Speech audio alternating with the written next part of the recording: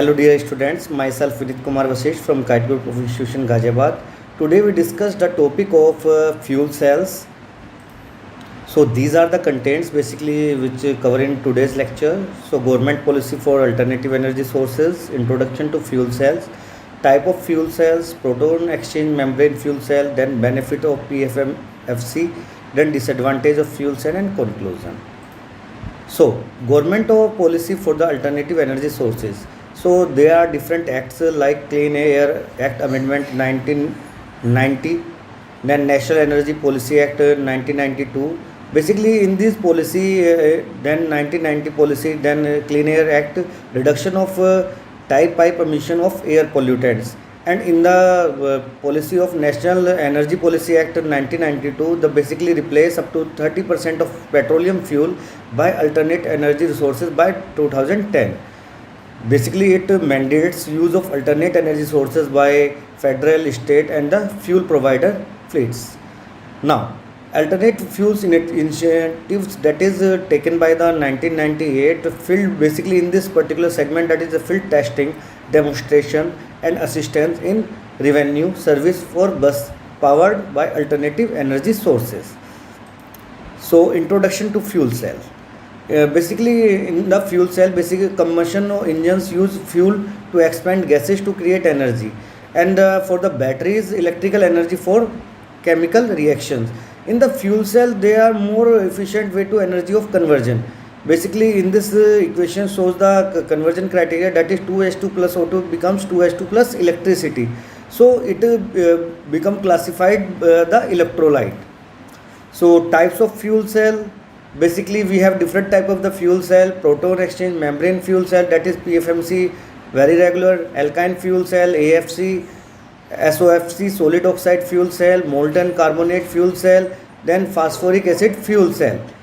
In this fuel cell there are different criterias, that is requires high priority S2 due to contamination issues used to space program since 1960s, and for the SOFC large scale power plants, temperature around 1000 degrees centigrade steam production leads to improve the efficiency. And if we talk about the MCFC, that is operating temperature range is 600 degrees centigrade. Now this is the layout of proton exchange membrane of fuel cell. This is the anode, this is cathode, and this is the catalyst representing these holes. In the anode equation, 2H2 becomes 4H plus 4E negative, that is cathode O2 plus 4H. So in this particular proton exchange membrane, this fuel cell work on this particular way. The membrane of H2 and becomes hydrogen plus electrolyte. Now benefits of the PFMFC, that is low operating working on the low operating temperature, that is 80 degrees centigrade, improving power density. In 1990 around 3 kilowatt. In 1997 they increased their capacity 50 kilowatt. Eventually basically used to power cars, buses, and possibility homes. Fuel cell powered cars. Fuel cell powered cars is the future innovation and the pollution reduction key. In fuel cell plus methanol reformer, we have to use overall car efficiency, that is increases in comparison with the gasoline and the battery. It is around 24 to 32%. Fuel cell buses currently operational in some cities. Fuel cell powered vehicles on the horizontal, Ford company and the Jeep Commander basically use fuel cell in basically collaboration of the hydrogen fuel cell powered by the Detroit Auto Show. Disadvantages of fuel cell.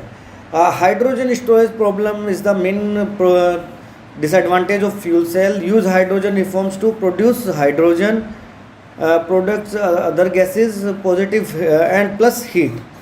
Conveyance, particularly basically filling station location is not located safely. Concern for the hydrogen storage is also a issue, and the costing factor and the compressibility factor is another issues. Cost of the hydrogen. Basically cost of the hydrogen is fully dependent on the what type of the infrastructure we have. In the 2005, the technology of the available to produce hydrogen is 3 per gasoline equivalent, $3. If by 2010 price should be go down around $1.50 with the increased technology. So even the $3 per gallon is very attractive because FCs are 2-3 times more efficient than ICE powered vehicles. So could potentially be less than $1 per gallon if all goals should be met. Now these are the conclusions. Motivate for alternate energy sources, many type of fuel cells for specific application, fuel cell efficiency and particularly increasing with the technology, and hydrogen shown be safe, potentially cost effective alternate to gasoline. As we know that the hydrogen is the most prominent fuel of the future. Hydrogen, the leakage problem in the hydrogen is negligible, but only the storage and the safety criteria should be considered. These are the references. Please go through it. Thank you.